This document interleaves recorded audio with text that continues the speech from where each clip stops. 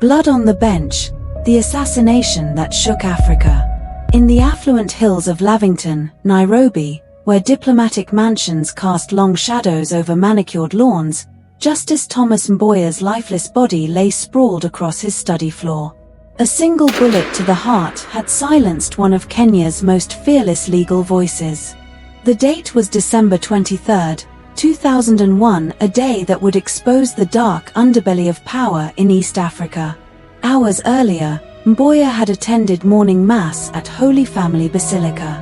A devout Catholic who preferred dawn prayers to evening worship, he had called his daughter afterward for what would become their final conversation. For 40 minutes, he expressed his gratitude for her birthday wishes and Christmas gifts, his voice warm with paternal pride. He spoke of visiting his ailing brother in Mombasa, unaware that death was already stalking his doorstep. The choreography of his murder was precise. His security detail, trained officers assigned to protect one of Africa's most prominent legal minds, had vanished. Their excuse would later strain credibility. They had gone to find food, despite the well-stocked kitchen and 3 cooks on duty. More telling was the discovery of their ammunition, 64 rounds locked away in a cabinet, leaving them intentionally unarmed. The killers moved with surgical efficiency. They confined Mboya's wife and sister-in-law in a bedroom before executing their plan. When his daughter arrived that evening with her children, the sprawling compound was unnaturally still. Her young son, calling out for his grandmother, unknowingly unlocked the door to reveal their worst nightmare.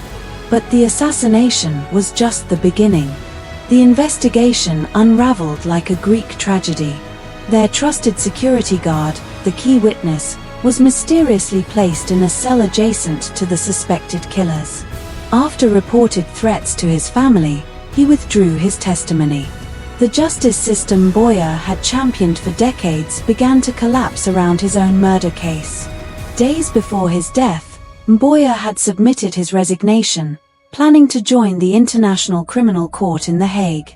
He had also intended to unite progressive political forces, moves that threatened the established order.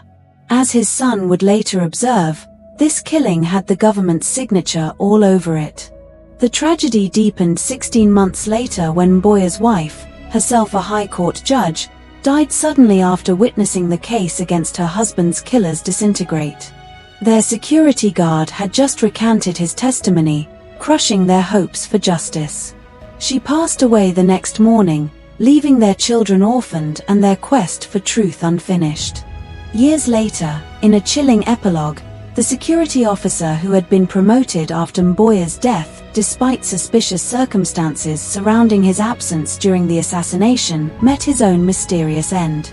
Upon hearing the news, Mboya's daughter remarked coldly, he thought death would never find him. Today, the case remains officially unsolved. No one has been held accountable for the assassination of Kenya's most prominent legal crusader, a man who had defended human rights pro bono and dreamed of bringing international justice to Africa. His daughter's words resonate with haunting truth: people destroy what they fear most. The murder of Justice Mboya stands as a bloody testament to the cost of challenging power in a system where truth itself can become collateral damage. His death marked not just the end of a life, but a turning point in East Africa's ongoing battle between justice and corruption. The morning sun cast long shadows across Nairobi's Lavington hills as Ajoke stared at her father's empty study. 23 years had passed since distinguished Justice Mboya's assassination, but the weight of unspoken truths still hung heavy in Kenya's corridors of power. My father wasn't just killed, she would later tell a packed audience at the International Criminal Court in The Hague. He was silenced for believing in something greater than himself. The story that emerged piece by piece painted a portrait of a man who lived his principles until his last breath. In the months before his death, Mboya had systematically dismantled his own privileges, returning government vehicles, refusing security details, living in his modest Lavington home rather than official quarters. His daughter remembered the premonition that had haunted her days before his death. I saw myself in black, weeping uncontrollably, she recalled. I begged him to take precautions. He just smiled and said, "I am surrounded by the white light of Christ, through which nothing evil can penetrate." That faith would be tested on December 23, 2001. The assassins found him in his Nairobi home with ordinary wooden doors, no bulletproof barriers, no armed guards. His security detail had mysteriously disappeared, their ammunition locked away. The killers moved with practiced efficiency, containing his family before executing their mission.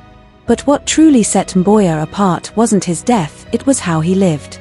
He fasted daily except Sundays, attended dawn mass at Holy Family Basilica, and trained himself to sleep without air conditioning in case they put me in a place with none. He taught his children that anything worth living for is worth dying for. When his wife, a justice of the High Court, witnessed the case against his killers crumble in Nairobi's courts, she faced the ultimate irony, a dispenser of justice unable to secure it for her husband. The stress proved too much. She passed away 16 months later, leaving their children to carry forward their parents' legacy of integrity.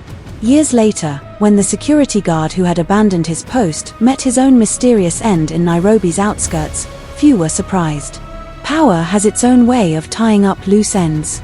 But Mboya's example continued to inspire a new generation of East African justice seekers.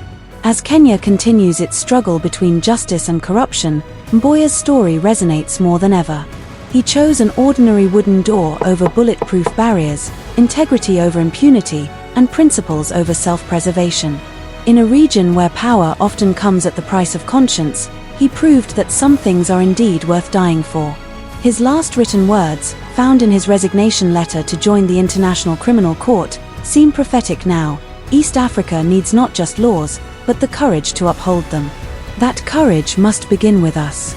The assassins may have silenced the man, but they couldn't silence the truth he lived for. Today, his example stands as both inspiration and warning, a reminder that in the battle between justice and power, neutrality is not an option. We must choose our side, and bear whatever cost that choice demands.